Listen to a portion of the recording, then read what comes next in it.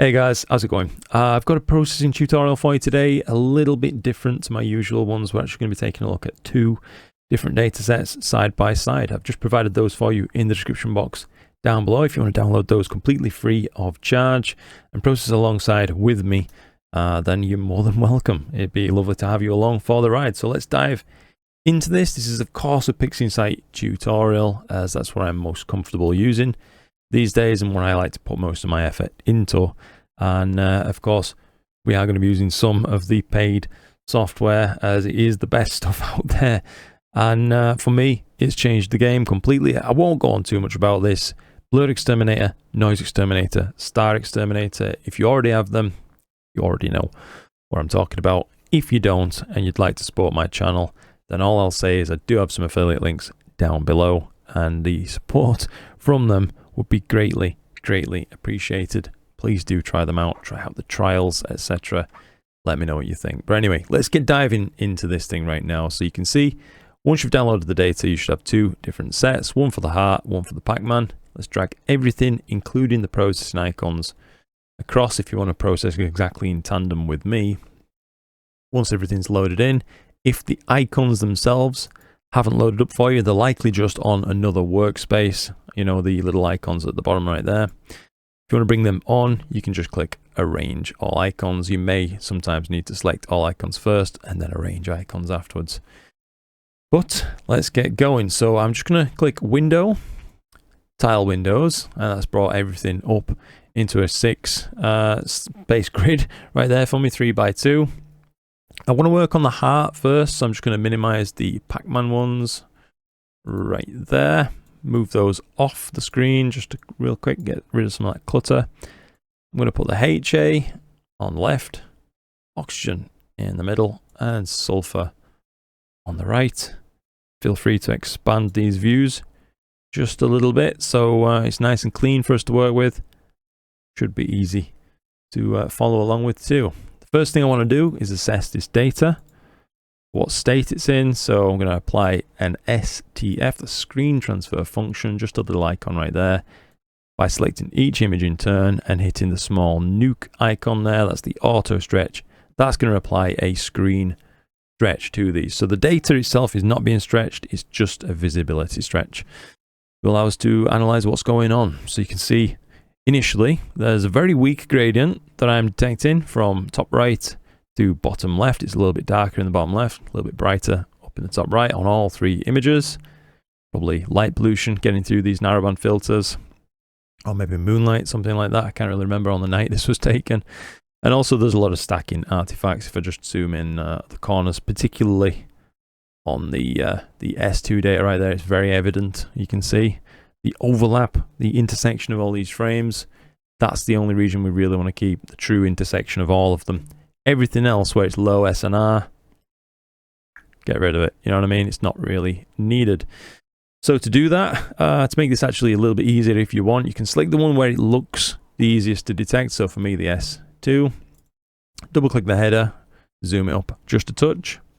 And we are going to use dynamic crop right there. You can take these in 2 corners at a time if you wish, or you can just pull them in one by one, whatever you're comfortable doing. Take as long as you want on this step. Feel free, by the way, to, you know, zoom in, pan around the image, and try to get every last pixel saved if you want. Do you know what I mean? For me though, and the purpose of this tutorial, I'm just going to leave it at that. But don't just hit tick straight away. We need to minimize this thing. You see normalizing the view right there. Drag this instance across to the other 2 windows first, then apply on our main window. Now everything's cropped to the exact same common area. Now before we dot another I, I want to actually touch upon BlurXTerminator as early as possible in processing. I think that's when it's at its most honest, as if you start to apply it late on in processing, particularly if you've gone into the non-linear phase, that is to say stretched, then you are inviting the possibility of hallucinations from the AI into your data. Whereas when it's applied super early on, particularly in the linear phase, it seems to be extremely accurate. And I think it's the best time to use it. So we are going to use it right now. Now, I want to look at these three images and point out something. There is a slight difference in the overall focus. I did this without an autofocuser, and it could have used a small refocus between the channels. So as you can see, in particular, this little star cluster up at the top right there. If I just share this view across by dragging the icon name plate on the side on top of the other nameplates, you can see in the sulfur and the oxygen, those stars are a little bit bigger than they are in the HA. So I'm actually going to make use of some of BlurXTerminator's sliders right here and try to bring those a little bit more into line. So with their complete defaults, just taking a look at this first off, the HA is already pretty darn good and sharp. We are going to allow it to use automatic PSF. We don't really need to generate one. And I'm just going to drag and drop it on the HA and leave it as is on this particular image. All right, so that's given us a baseline to work with. I like the look of that. I don't think it needs any kind of further adjustment, particularly on those star shapes and sizes. It's done a beautiful job, as you can see, if you just go before and after. It's sharpened things up wonderfully. If we went ahead and applied the exact same to the oxygen, for example, we're going to see that the result is not going to be equal. So we're still left with those stars a little bit bigger than they are in the HA image in particular. So I'm going to undo, and we are going to use the sharpen stars slider.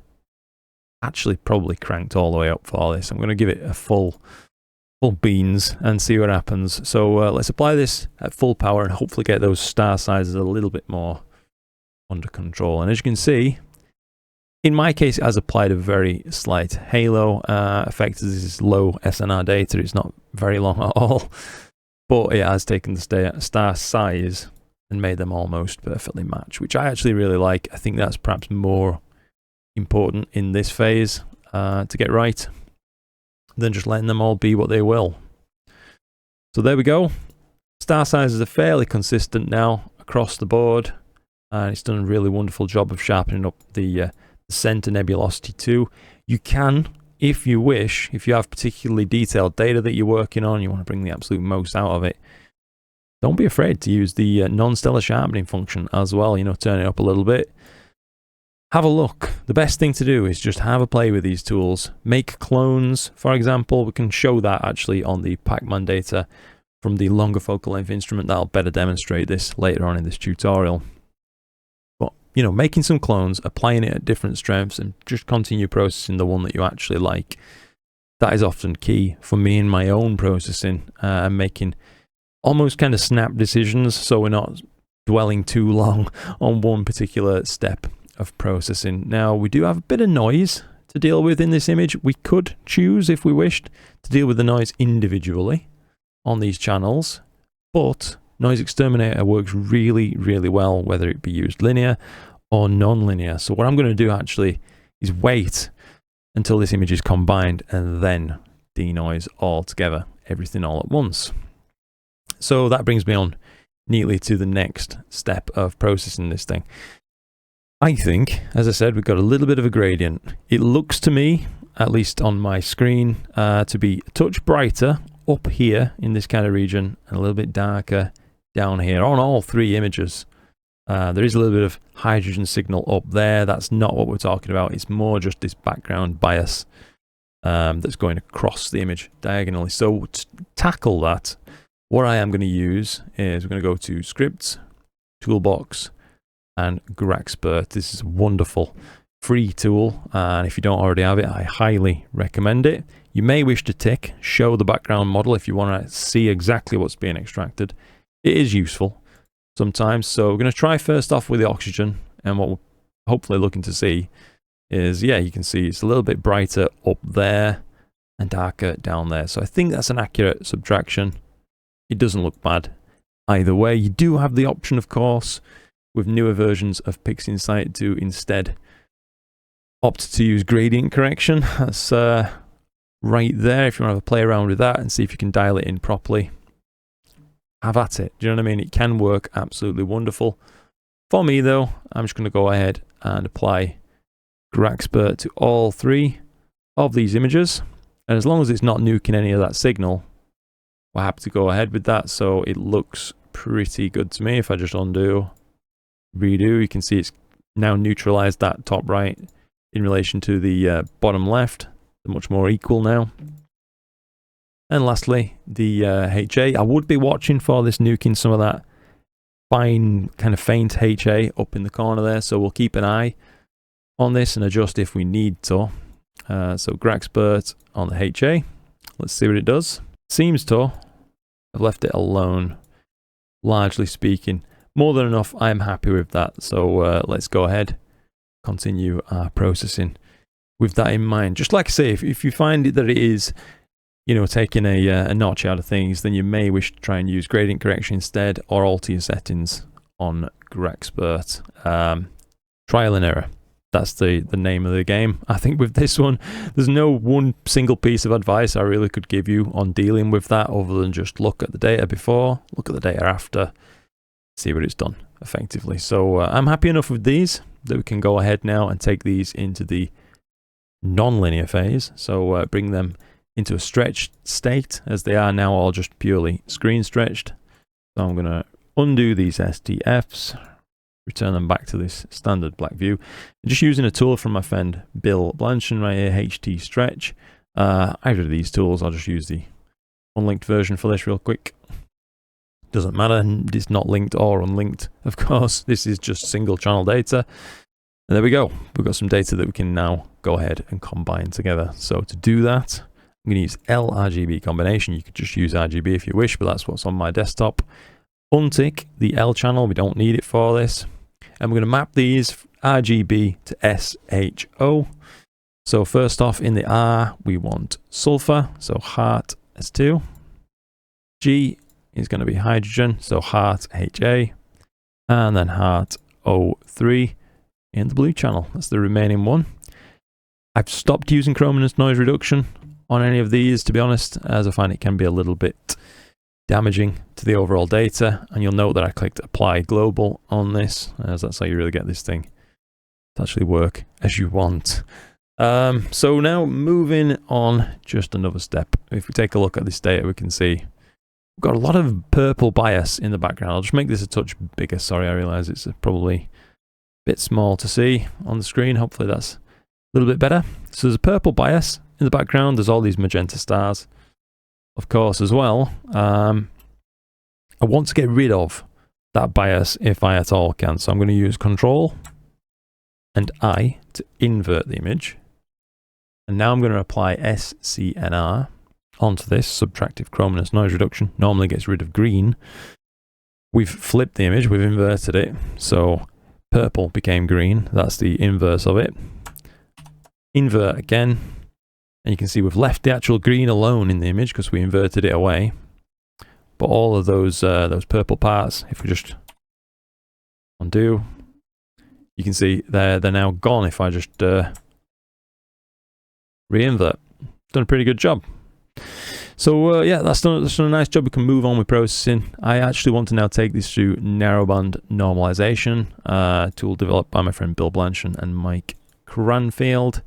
We're using this in SHO mode, of course, as it is an SHO image. Have a look, by the way, talking about repetition once again, and testing for yourself. Take a look at the different lightness modes. Preserve mode, it doesn't look too bad. HA mode looks a little smoother, but not sure if I want that for my image. So you notice I just used a little preview within a preview right there to focus in on the part of the image I want to see. For example, up here, you can really see what's happening a little bit more. If I just go through these right now, lightness modes. I think you could absolutely process along with the HA version. I'm going to go with the normal mode, just off for this. And I'm also going to use the little button in the bottom left right there to switch back now to an overall preview view, as I want to make some small color adjustments at this point. So the kind of greenish oxygen isn't quite right on this. O3 should be more teal, and on my monitor at least that doesn't look quite teal. It looks a little bit more biased towards green than blue. So I'm going to use the O3 boost, and if you just take this all the way across and take a look at what it actually does, we're not going to apply it like this. We're just taking a look at what it does to our image. We can see all the regions that are containing O3 are now being boosted up rather nicely. Now, as I said, we don't want to apply it like that, but we know what it's going to work on now. So I'm going to reset the tool with a little icon on the end. Just drag it up ever so slightly. I think around about 1, 2, 4 or so in my case. It's starting to get this where I want it. And the same sort of thing to the sulfur. I'm just going to go ahead and turn that right the way up, see what it does to the image. We're not going to apply it like that. Reset. So now we know what parts it's going to adjust. We know what parts to look at. Now I'll just bring this up a little bit more. So I think around about 138, 14, anywhere like that. On my monitor, to my eye, looks pretty close. It's looking quite nice. There's a lot of different tones going on in the image now. It's not all just different shades of green anymore. It's been improved largely. So I'm going to go ahead and apply on this thing. Okay, that's finished. So we've got our image now in a phase that we can continue on processing quite comfortably with. And I actually want to do that first off by taking these stars out of the image, really. Before I do any further processing, I'm quite happy with those stars as they are. So I want to leave them as they are. And to do that, excuse me, I'm going to use StarXTerminator, generate a star image turned on, unscreen stars turned on, so we can later rescreen rather than a simple addition to put them back in. And apply that and wait just a moment for it to process. Alright, so that's finished. And now it has taken those stars out. We can see actually, it looks like there was still a little bit of a bias left in those stars. So if you wish, you could even apply that inverted SCNR to this star image too. So when we put them back in, so Control I, SCNR, Control I, once again, you can see the star colors has been reverted back to kind of normal. I'll just put this across to one side. So when we put those stars back in anyway, they shouldn't contain that bias of color anymore. But I'm happy with this, that we can continue on working on this thing a little bit further now. First thing I really want to do is just do some overall large adjustments that are kind of non-discriminatory to any particular color, just the overall image. I want to make sure this is selected, use my curves, apply a preview, make sure the RGBK mode is selected as we want to work on everything at once. And now just by raising the midpoint, you can see what this does if you just drag it up, of course. Everything's getting brighter around the points of this curve. So low values down here, shadow values are getting pushed up. Up and to the left is brighter, down and to the right is lower. Everything is being brought across by this one pip being placed. You can move a pip around, and where you place it has some influence on what happens, but the best use of these, if you place one wrong, by the way, you can just right click it and take it back off. But the best use of these I find at this point in adjustment, at least for this kind of image, is to make a gentle S. We don't want to make the whole adjustment in just one gigantic leap. I think it's much better if you, in a more granular way, control your image and make small adjustments step by step to get exactly where you want to be. So for me, that's going to look like a very, very gentle S curve right there. If we just, if preview would play along anyway, we'll just turn that off and on. You can see the adjustment that that's making. Now, one thing you need to watch out for with these S adjustments, of course, we are increasing those brighter values. So anything that's already close to clipping, let's say if I just show you a preview down here, anything that's close to clipping is going to get even closer to clipping. So just watch out for that. In my case, it's not yet clipped, not really even close. We're going to continue on, apply that. We could get another step of adjustment out of this without moving anything, but I don't think it's quite perfect. So I'm going to go ahead, make another small mid-tone adjustment up, control those darker values again. We're not trying to set our black point with this, by the way, or anything like that. It's just not really as good as simply doing it with the histogram tool, I find, or GHS. If you're comfortable with GHS, by all means do use that for your stretching. We just want to inch it towards the right direction once again. So before, after. So that's a nice improvement, and we're going to stop at that for a moment now. Looking at this image, it's not looking too bad, right? We do have some color noise. We're going to deal with that now, as we said we would earlier on. So NoiseXTerminator, in this case, just, I don't know, maybe 0.73 or something. Give that a go. Okay, so it's completely nuked the noise, as you can see. Not done bad at all. I'd say maybe at that kind of aggression and this low signal to noise ratio data, it has tackled just a touch of the data, the detail too. So I'm going to use the detail slider, up it just a touch. Could also probably back off the noise reduction a little bit as well, but always be, you know, watching out for things like this. It's rare, by the way, I will say, it's rare that he gets it wrong. So maybe it's just a touch less denoise. Leave that detail alone. Yeah, I'm happy with that now. It's just getting rid of noise really and leaving everything else alone, even at hilariously high levels of zoom. So I'm pretty happy with that. The noise is gone. I am going to try now and attack a few different colors in this image. In particular, I want these yellowed edges to come out, pop out a little bit more. I think they really add something to the image. They add an overall depth that I quite like, and I'd like to bring to the forefront.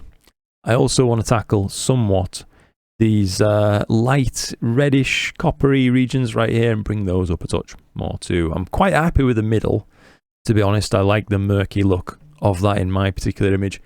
If you wanted to tackle it yourself and take that further, just use a cyan mask or a blue mask, see what works for you. But for me, I'm going to make two masks right now, see which one I like best. So I'm going to try yellow mask. One of these tools right here, that doesn't look bad. And red mask, we'll give that one a go too. And I want to say, of the two, the yellow mask looks a bit more complete in the regions where I want it. I think we can get everything done with that yellow mask, so we're going to go ahead with that one. We are going to blur it using the mask blur tool just a couple of times. Drag and drop this on the base of the image. As you can see, sorry if I wasn't quite clear with how to apply the mask right there. It's just a case of dragging one identifier below the other right there, and it's now applied, it's masked. We can start to work on this. So with the correct image selected, we go back to curves, open up another preview, and this time selecting, first off, I'm going to work on the red channel. Just boost it up a touch. You can see the effect that this is having now.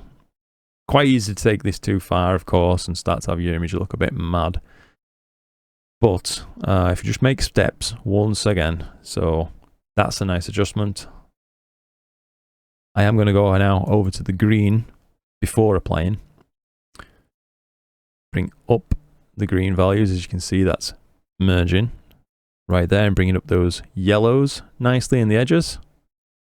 But it's also eating into this background too much, so I want to take out some of those lower values, bring those back up towards being the kind of reds that we wanted initially. Touch more green. By all means, like I said, just experiment with this. You can see what we've just done in one adjustment, taking seconds. I am quite used to these curves, of course, but so too can you be if you're not already. It's just a case of practice, that's all it really is. So before, after, I think it's fair to say that's a nice improvement, a pretty good step in the right direction. So I'm going to go ahead and apply that. That's too far though. So a second adjustment, no. We want to reset, go again. This time I want to work on those yellows once again. So to do that, I'm going to bring up the green. Just a touch. Bring down those background green values, allowing that red to come back through once again. And just a small overall boost into the reds. And I think before, after, you can see the sort of effect that we're having. It's quite subtle, but it's also noticeable, and it's improving our image. Again, one more step after that application would be too much for my tastes. So I'm going to call that part of the process done. Reset your tools, close down your previews, and just right click on the main image we were working on, mask, and remove mask. You can do it that way, or you can simply close the mask that we used, and that'll also get rid of it too. Entirely up to you. But at this point, I think we're pretty darn close to what I would be judging as a finished image that I want to put the stars back into. If there are any final adjustments I want to make, it'd be more just to take a look at this black point very slightly. I'm already fairly happy with it, but for the sake of demonstration, I will use histogram transformation for this. Again, this can all be done with generalized hyperbolic stretch, but I realize from reading comments, not everybody gets along too well with GHS, and I do, you know, I get it. That's absolutely fine. So I decided I'm just going to use this for now and show you on these tutorials, histogram transformation. So image 16, you can see the identifier, that's the one we're looking for. Blink, and there it is. Create a preview. Now, if you want to tuck that black point up just a little bit, you can see the effect that this is having in real time thanks to that preview. Now, if we go too far and take it right up to the tail end, the back wall, if you want, of this histogram peak, is going to look too dark. It's kind of clipped. We are starting to lose very fine tonal changes, particularly in regions, let's say down here, where there's some faint cloudy stuff going on. You can see, hopefully, even through YouTube compression, hopefully it's making it through. Starting to lose that. It looks quite bad, to be honest. So instead, back from defaults right there, I'm just going to bring this up just a touch. That's lowered the background for me. But just, if I could ever select the preview, back and forth, you can see the difference that we've made there. It's a nice step, I would say. So I'm going to apply that, reset the tool. And if you wish, as a last small adjustment, sometimes I like to just inch over to the left, the midpoint right there, and apply overall a general little stretch. Really do watch out for this nuking bright details though. If you've got the room in your image to make these adjustments, go for it. Like I have a little bit right there, so I'm going to take it. I'm going to make the image appear overall more dynamic. I like it. I'm going to go ahead with that, close down the preview, reset the tools, and now we can put the stars back in this image and call that one complete. If you do want to see, by the way, I'll just show you for the sake of it how to try and get an adjustment on this this core. If you want to bring that up a little bit more, we will try a blue mask, see if that gets the regions we want. It does. Unfortunately, it's also selected the background, so a little bit of a trick I developed here, making a sacrificial clone. So we're going to drag the identifier out into an open space. That gets us a clone of the image. And the color I wanted, of course, was kind of blues. So I'm going to target those in this image and deliberately bring them right the way up, just for the sake of making a mask from. Then we're going to get rid of this image completely. So blue is selected. I'll make a preview rather as well. So up the midpoint, bring down the shadows so it's not selecting this background. We're merely pushing it exactly where we want it. Right there. And the green too is going to be required to get this to work. So that's pushed up those values a good bit. And also saturation, oversaturating the image can be useful too. So now when we try and get a blue mask, what I really want to see is a quite tightly defined blue region here, here, here, small region up here, this little planetary nebula, and this stuff around here. I want to see all of that in the mask and none of this background mess. So while the sacrificial clone looks a mess, it should do its job perfectly and allow us to get a mask. And it hasn't done a bad job really at all. There's just a small amount of background gone in.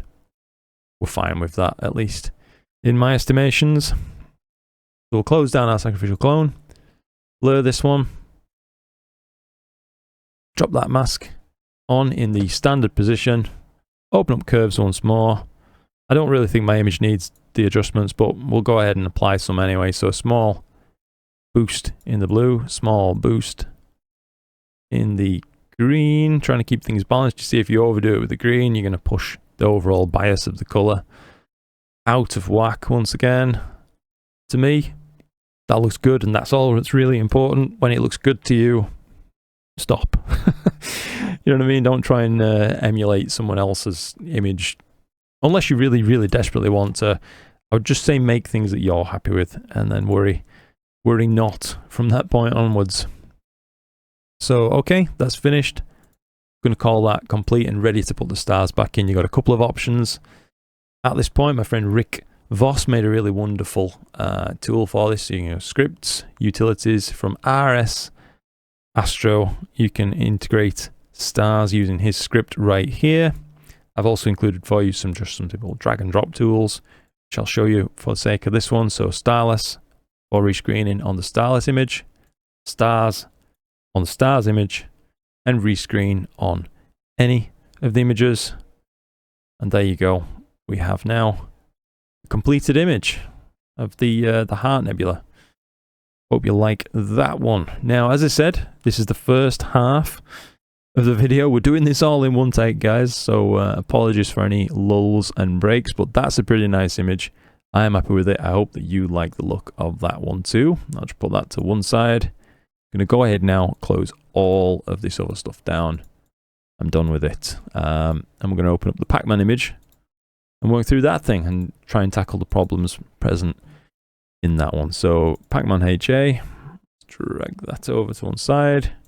O3 again in the middle, and S2 over on the right hand side. Feel free to do the same thing we did last time. Just drag these boxes down to fill your available screen real estate. If you have 3 selected and you select window and tile, it will put 2 at the top and 1 larger at the bottom, which works just fine, but it could be maybe a little bit confusing during processing at times. So all side by side, we're just using STF once again, the little nuke icon. Select each image in turn, bring them up. I'm going to take a look at what's present in this image. Now, there's almost no gradient present, and that's because it's such a tight field of view. It's very hard really for gradients to creep in, other than optically caused gradients such as vignette and things like that. But even on this scope, you know, there's really none of that to deal with on a small sensor like the one that took this. So there's really not much to worry about in terms of gradient. So that's a part of the process we can safely skip on this. What we can see, however, is a ton of stacking artifacts right there. You can see all of those. You know what I mean? Pretty bad. Let's get rid of those. The worst one right there is a sulfur. We can do our own trick once again. Just make this a bit bigger, a bit easier to work on by double clicking the header. That maximizes it. We can bring it back down with normalize right there. Dynamic crop. Get this just about right on this image, the worst of them all. So that looks pretty good to me. If you can see just on the sides right there, I'm trying to bring it just in the edges of that last line. Should take care of everything. Normalize. Drag it across the other 2 images. And hit tick on your final one. Now everything's cropped to the same common area. As I said before, applying BXT earlier, sooner rather than later, really helps the tool to be at its absolute best, I think. And also, as I mentioned, sometimes you may wish to make a clone and actually run it a couple of times and see which end result you like the best. So I am going to do exactly that. I'm going to just drag out 2 clones real quick. Put them all side by side, very roughly. Drag the views as well across from each one of these, so they're all looking at the same spot in the image. And we're going to open up BXT and apply it 3 different ways. So on this far clone here, I'm just going to apply it defaults, complete defaults. Middle one right here, I'm going to try to increase the star sharpness just a touch, maybe about there. And then on the final image over on the left right here, I'm going to leave the star sharpness where it was just for that last adjustment, and I'm also going to try some non-stellar sharpening too on that one. And we'll just take a brief look at these 3. You can see this tool is just, it's honestly phenomenal. I really love the thing. I wouldn't want to go back to processing without it. But if we just focus on this bit of dark nebula right here, actually, I like the look, personally speaking. This may vary person to person, of course. I like the look of that sharp, crisp edge on this, and I do like the look of the slightly more sharpened stars as well, overall. So rather than just leaving it at defaults for this, let's go ahead and use the increased sharpness setting over there. So in this case, I want to work with that last one. I'll close down the other 2 clones. We're happy with that as it is. I want to try and now sharpen these other stars to sort of match. So we'll get a view where it's useful for us. The brightest stars in the image are visible. That same bit of detail down there is visible. Copy it across to all 3. Make sure BXT is in the view. And let's go ahead. We had about a 6.5 5, I think, or 60 sharpened stars. It was close either way. I think these two being a bit more blown might actually need a touch more sharpening. And I think we took the non-stellar sharpening up to about 0.7. Let's go ahead and apply that and see what it does. That's taking the star size down a good bit, I will say. They're very slightly out of sync with each other in terms of size, but I think it's more than workable, especially on this kind of image scale, you know what I mean? It should be absolutely fine. No real evidence of gradients kicking into this. Nothing that bothers me anyway. A little bit of noise present, but not very much overall. I feel like with this one, it's really quite clean data. We can probably take this now straight away into the non-linear phase of processing. So I'm just going to drag HT stretch onto all three of these. If you are comfortable, once again, using GHS, you can go ahead and stretch your images with that by all means. But for the sake of this, I just want a baseline stretch applied so we can use L-RGB combination. So once again, untick the L, don't need it. You could simply just use RGB combination if that's what you prefer. And we're going to go sulfur, hydrogen, and oxygen on these three, mapped respectively to RGB. Well, that Hubble palette, and once again, apply global. Right, that's finished. Go ahead, close down that tool. We can actually minimize these three as well, get rid of some of the visual clutter, and I'll increase the size of this on the screen for us. So we've got that same magenta stars problem going on. We can nuke that from the image right now if you like. So Control I, SCNR, Control I.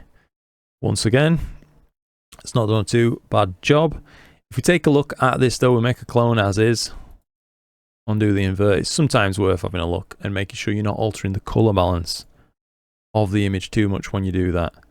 In my case, it doesn't really seem to have made much difference, to be honest. So I'm happy to say, let's just work on it as is. But if it did significantly alter your own color balance, you can instead drag the stars out and use the invert SCNR tool kind of trick on just the stars only image and leave your starless image completely alone if you wish. Either way, like I say, just try these things on your own data, see what works for you. That's the real key takeaway, I think. Now, we've got a small amount of noise in this image, and it is a small amount of noise. You could absolutely get away with no noise reduction on this at this point, but I am going to start stretching reasonably aggressively in a short while. So I'm going to go ahead and apply, you notice I applied a little bit of detail to this just to see if we reach the point where we're getting any ringing. So we're getting the maximum out of this thing. I can't see any dark rings appearing. I'll just show you it with it applied too far and let you know what to look out for. You can see that starts to happen. The sharpening's great, but it's, you know, damaging to the, well, it's too much, it's a sharpening, but it's damaging to the stars as well. We're not looking for that. So much more gentle setting, reapplied, all the noise is gone, the stars look great, the details are preserved. I'm a happy camper. You know what I mean? We can continue on processing with this thing. Just undo, redo. Yeah, looks wonderful. Pretty darn happy. Next thing I want to do is use narrowband normalization once again. So with the right image selected, make a preview. It's SHO. Have a look through the lightness modes. If one of these really stands out to you that you want to use, generally it's not going to be O3 and S2 mode, by the way, just to let you know that. As you can see, it's probably going to be between off, preserve, and HA. For me, HA looks a little too smooth on this. So again, I'm going to go with just simply off. I think just a very small boost is needed on this thing in the O3 regions right there to bring them back to what looks balanced to my eye on my monitor. This may vary for you. Again, depending on your own screen, your own eyes, your own monitor calibration, etc. And the S2 boost actually doesn't need much at all. You can see what it would do if I bring it right up. Overpowers the images where it does. But around about there, it's very subtle. But I like the look. We're going to go with that. as is. We've run it through narrowband normalization now. Next up, I like the stars where they are. I'm happy with the shape, the color, the size, etc. I want to leave those alone but continue on with processing. So once again, StarXTerminator, generate an image, unscreen the stars. Always better to do an unscreen these days. Pop these off to one side. Keep those safe. We are going to need them just a little bit later. And at this point now we can start to process further on this data. Now, as I did before, I think just an overall S-curve is going to really get this thing started for us. So with the image selected, preview, RGB, up the mids, down the lows, just a little bit. So I'll deliberately show you, by the way, before we apply this, how you could, you know, do this. I don't want to say wrong, as it's all just a learning exercise, but you know, this would be going too far. This is far too dark. It's going to make further adjustments. Kind of like a chase to recover the lost ground. You don't really want that in the first place, so never get yourself too far out of position. You'll never have to make too big of a corrective action. Nobody's perfect, you know what I mean? So make your adjustments as small as possible is all I'm really trying to say for this one. Could straight up get away with a second application of that, but not so much a third. I think at this point we want a slight overall raise to the mids, maybe just a very, very gentle down. This is no longer an S-curve, it's more like just a ramped curve right there, sort of protecting the background. You can see the effect it's having though. It's raising up those mids and highlights very nicely for us. Exactly what I'm looking for. So that's done. I've applied it, reset my tool, closed down the preview. And for this one, I think we are going to need the same sort of mask approach as we went for last time, which is going to be a yellow mask should get most of this. And straight away it does. You can see that it's done that for us quite nicely. We'll try a red mask just for the sake of it. See which one of those two looks better. Both pretty darn close, actually, I'd say. I think the yellow mask is once again very slightly more inclusive as to the colours that we want. Small blur, not much needed. Apply that to our image, and we can go ahead and start to use curves on it. So once again, open curves, make a preview. Bring out those yellows with the green curve up.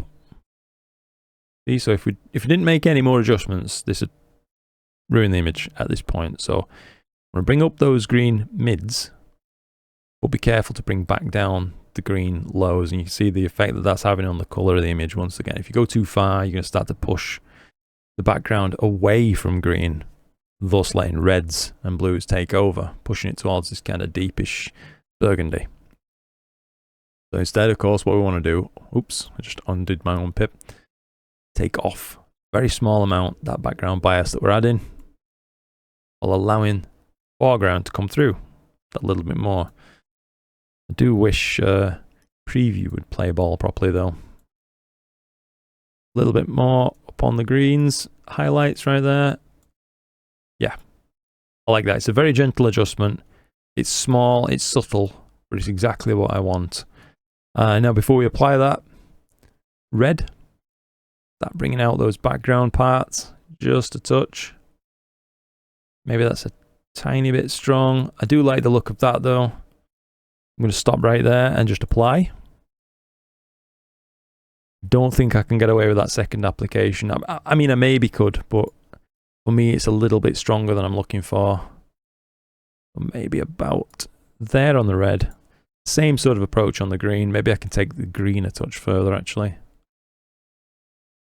And that, in terms of tones that's coming through now, we've separated up the values available in this image into a bit of a broader spread, I think, allowing us more smooth transitions between the colours, rather than it just being kind of a mix of muddy reddish yellow. Now looking a bit neater, I would say. So that's our overall yellows adjustment done. The blue should be able to be selected with just simply a mask on this thing. So let's just try blue mask. And yeah, it's got that quite nicely. Apply a mask blur to this. No need for a sacrificial clone on this one. And with blue selected, just up a touch. Green selected, again, just up a touch. If you let green take over, it will. It's such a strong colour to have in your image like this, but around about there has brought those colours up wonderfully, I would say, to a nice neutral teal. I like the look of that a lot. Second step would be too far, definitely. Not going to entertain that. Close down the preview, close the mask. We'll close it this way if you like, just for the sake of demonstration. And we're pretty close now to an image that I really like the look of. Black point could stand a little bit of adjustment. I know some folks kind of like to use script utilities and dark structure enhance. We can give it a go on this image if you want.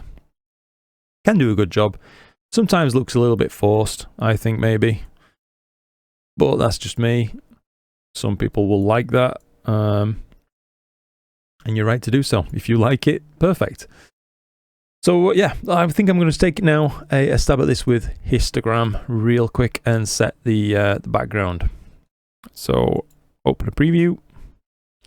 We want image 28 is our identifier right there. So from the drop down, image 28 is selected. And just right there, I'm going to stop around about there. In my image, what I want to do, actually, I'll just show you. So this would be improperly adjusted, of course. This would still be improperly adjusted. Probably as would this. And the reason being, if I just zoom in on this region in particular, we're starting to have regions of very, very gentle transitions from very darkish grays to very slightly lighter grays, all be merged into one color at that point. So back here, you can see transitions, regions where it's kind of going over itself. Go just a step too far, you lose that detail. Even though it's not yet clipped, it's still starting to just become lost in the image. So I think just a small adjustment in this case is overall better. We're going from this to this for reference. Not bad. And now, as I did in the last image too, I'll just reset the tool real quick. I'm going to apply an overall boost. There's plenty of dynamic range left in this image. It can take it. Could probably take all the way up here with another black point adjustment, but I think it'd start to look a little bit mad. But there, certainly livens the image up a lot. I like the look. The colors are preserved. The tones are preserved. Looks really nice. Could maybe stand overall a tiny bit of saturation just for the sake of demonstration. I think it's fine without, but a little bit. How about that? We'll go with it. And at this point, we can put the stars back in once again. So starless, stars, and rescreen. And we have a second finished image. So two pretty nice images, I would say. Very different results, but both rather nice in their own regard, I think. Let's just get these both on the screen for you right there. Whoa. I should really have used tile and just closed everything else, but there it is. Two different images, two different results. Both pretty nice, I would say. And from doing that, two different sets of problems for you to work through, figure out what you like, what you're looking for in your own images. These are the kind of appealing to me images that I look for. You maybe have different tastes, and that's absolutely fine. Just work along, find out what you like. I think the best way to do that, of course, is just simply by doing. So, with that said, anyway, this video has gone on for 50 solid minutes in one great big take. Thank you if you stuck with me this long. Bit of a mammoth effort to get prepared for these things sometimes, but it is what it is. I hope some of you guys out there appreciate this one and enjoy working along with the data. Yeah, that's about it. Thank you so much for your support. Thank you to anybody who uses the tools that were demonstrated, those affiliate links for them. You guys rock. Everybody who's already used them, by the way, thank you again. I really appreciate your support, and it means a lot to me that you'd take the time to actually, go out of your way and offer your support like that. It's really very kind of you, and it doesn't go missed. So thank you, thank you, thank you. taken more than enough of your time. I'll leave you all that and just say thank you, look after yourselves, and until the next one, clear skies.